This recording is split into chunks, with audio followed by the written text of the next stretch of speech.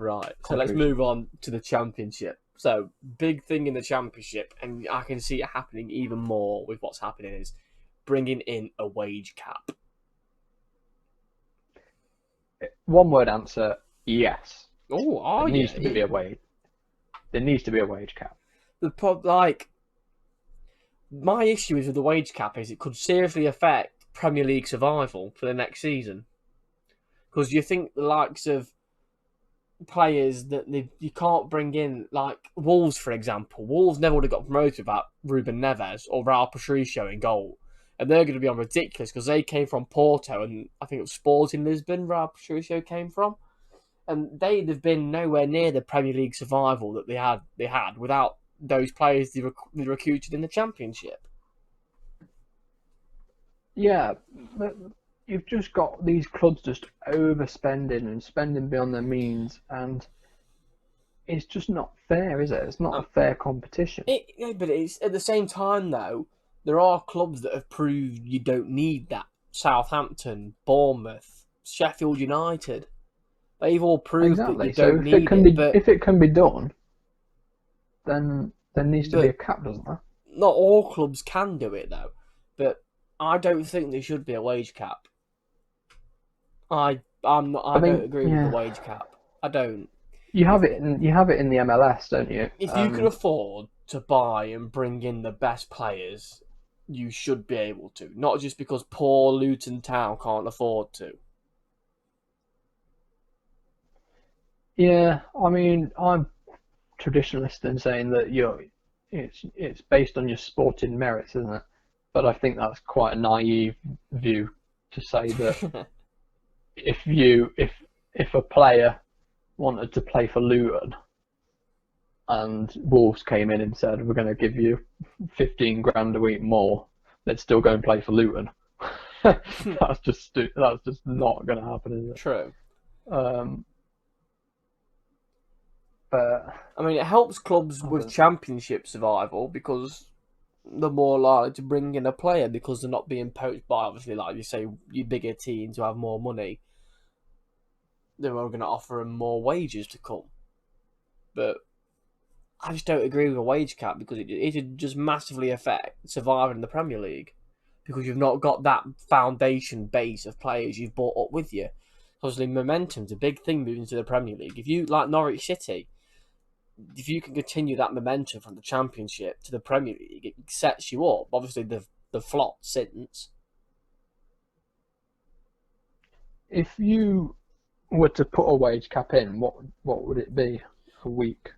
I don't know what it'd be, but how would it be worked out, to be fair? I mean, what can Luton afford as a max wage player? What, £8,000 a week, Luton, maybe?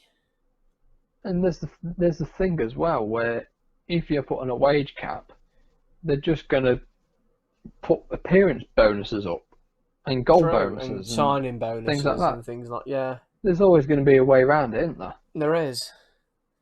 How would they do it? Would they have to take all 24 teams and find an average? And the average is the wage cap.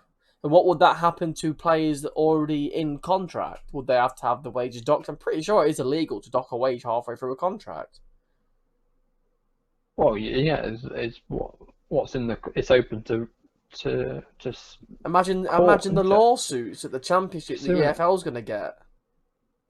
Yeah. If they bring, I can't see how they could possibly bring it in, because imagine a player going from, like, you're in your last season of your contract, you're on 35k a week in a Championship, and then next week you have to be on 17k. I mean, the Championship will just die. No one wants playing it anymore. It'll be like they do with financial fair play, won't it? Where it'll be over so many years if you overspend. Well, we've seen there's ways around financial fair play. I mean, look at Derby. Yeah, and like you say, that's up for review now, isn't it? And that's being challenged. It is, but it's the EFL's own mistakes to the reason they accepted it. They accepted the premise of how Derby was going to do it. If they didn't accept it, then Derby would have found another way around it. Potentially. Yeah. It's it's kind of the ugly side of the beautiful game, isn't it? That's the problem. Where you do now, you have player power, and it is all about the agents and that negotiation between clubs and players.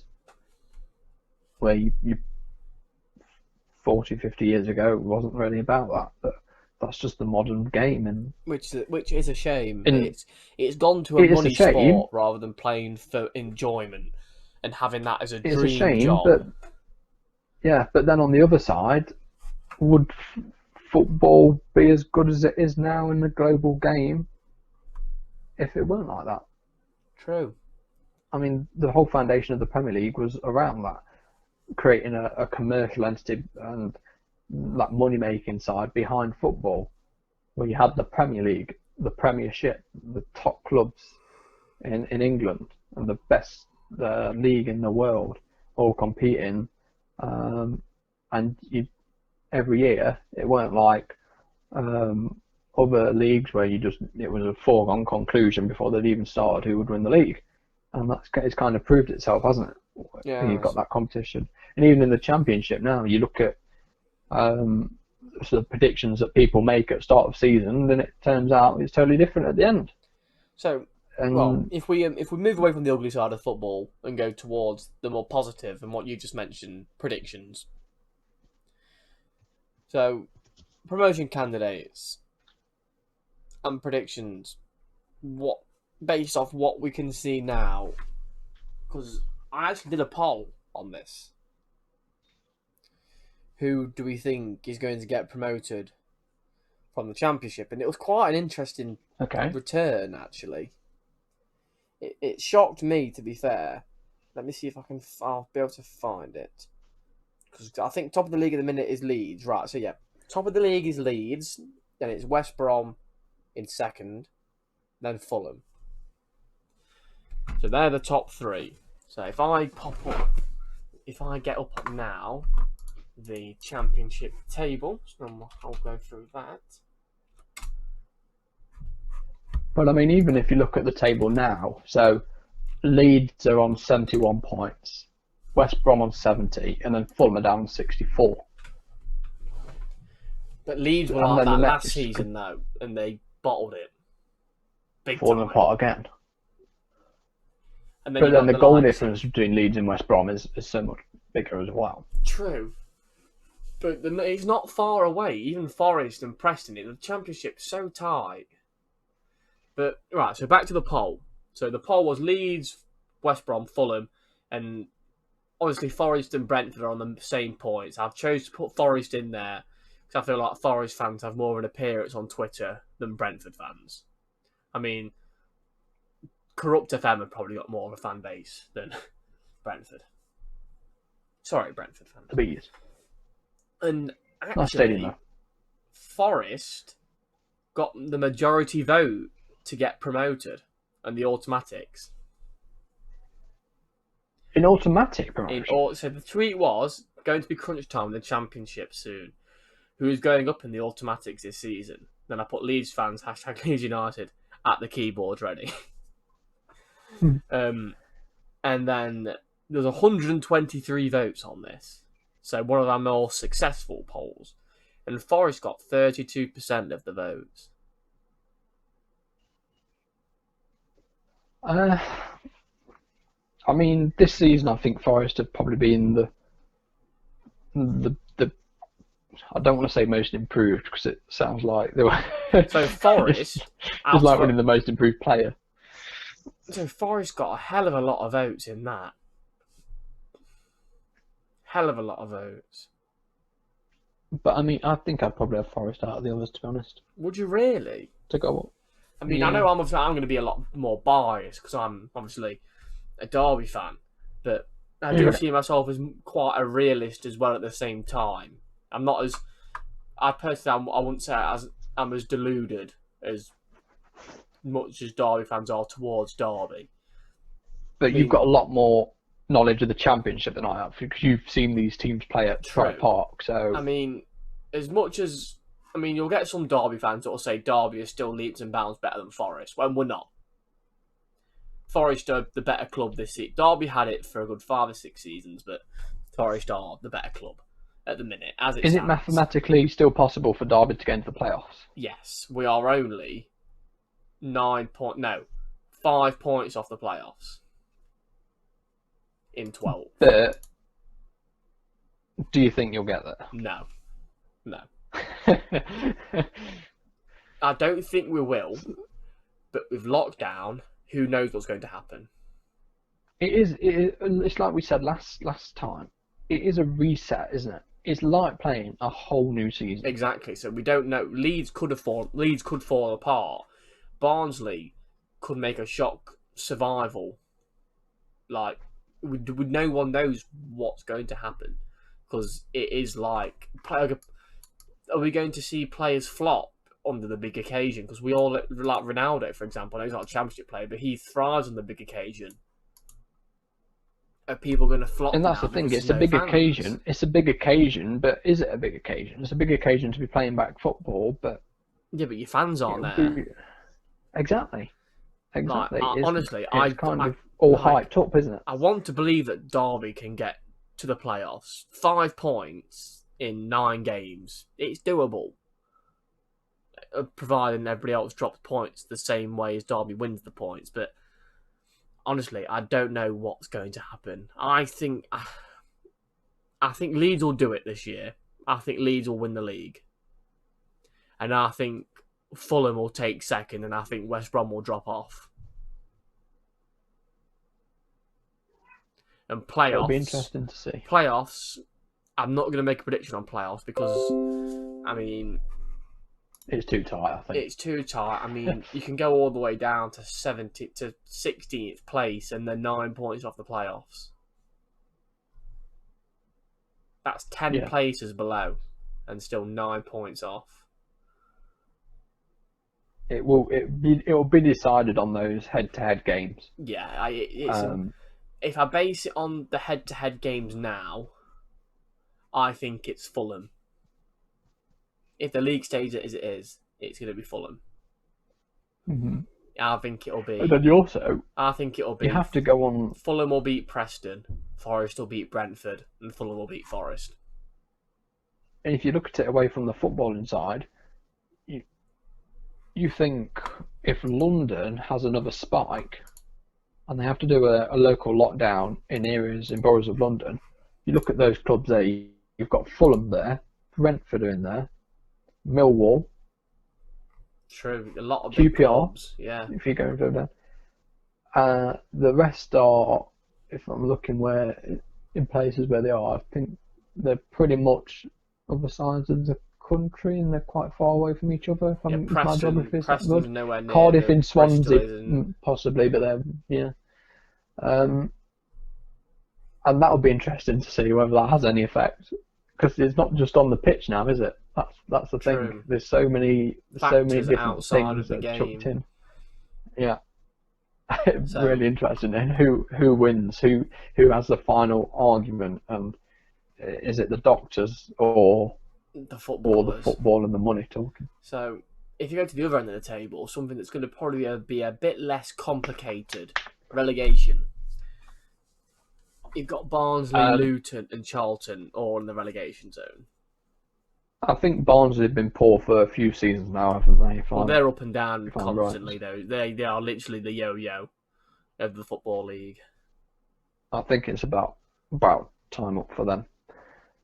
That they literally just go up and down, up and down, up and down, constantly. Luton was a shock promotion. They're 1 point off the bottom, which is probably a place better than what they thought they'd come this season so far. But their goal difference is a lot worse. It is. So if they keep shipping goals like they are doing, then I don't see them actually doing anything. Just 1 second, Joe. Pause your recording. Hello. So then it goes up to Charlton after that. I mean, did you go to the Charlton game? Have you not played them yet? You know what? It's been that long since football. I don't know. Like, I mean, they're another London team as well. they are. So's Luton. Isn't Luton? Yes, Luton. Luton's just outside, aren't Yeah. they? They're probably too far away for a London lockdown. But so there's another one where you think, But possibly. surprising relegation candidates, Huddersfield, who have just come down. Yeah, that's the thing, isn't it? On As 42 well, you got points. these parachute payments, but they don't mean anything. Same with Stoke, 42 points. Middlesbrough, Yeah. 41. But then you can look up to Birmingham on 48. You could think, and Birmingham and Swansea on 48. You can think, maybe. But then you scroll up a little bit and you think, well, maybe they could do playoffs as well. The Championship is just that tight. And only 37 games played. It's crazy. All still to play for. It is crunch time. You could probably say the Championship's the most competitive league in football. Yeah, it's the hardest, probably one of the hardest leagues in football as well, to be honest. It's just so average across the board. I mean, it just goes to show the likes of Huddersfield and Stoke City where they are after recently coming down. Same with Cardiff. Cardiff are in 9th place, coming down from the Premier League. Well, we've seen it before, haven't we? Clubs coming down from the Premier League, Championship, then down to League One. Sunderland, Wolves, Portsmouth, Bolton. It happens. The list goes on. But it's such a hard league to get out of. I mean, people say that the National League is a hard league to get out of, but I think the Championship's the worst. It is so difficult. The Championship is the National League, but with a bit more money. Yes, yes, that's one way you could say it. But we shall see. We shall see, because we await the return of football. This time next week, as of recording, the football will be back. Football will be back. Football yes, can't will wait. be back. We're not talking about shitty German football. Good old English. Yeah, the Bundesliga is dead to us now. We've had enough. We're going to get later on. We're going to get some Super Six predictions, I think. Yes, for the weekend. So that will be good. So what we'll do is, I think the good way to do that is we could predict ours, and then afterwards we could put some polls on Twitter to see who's going to win, and then we can also go against the punditry predictions, and then we could compare our predictions to how the polls have reacted and how the pundits will react as well.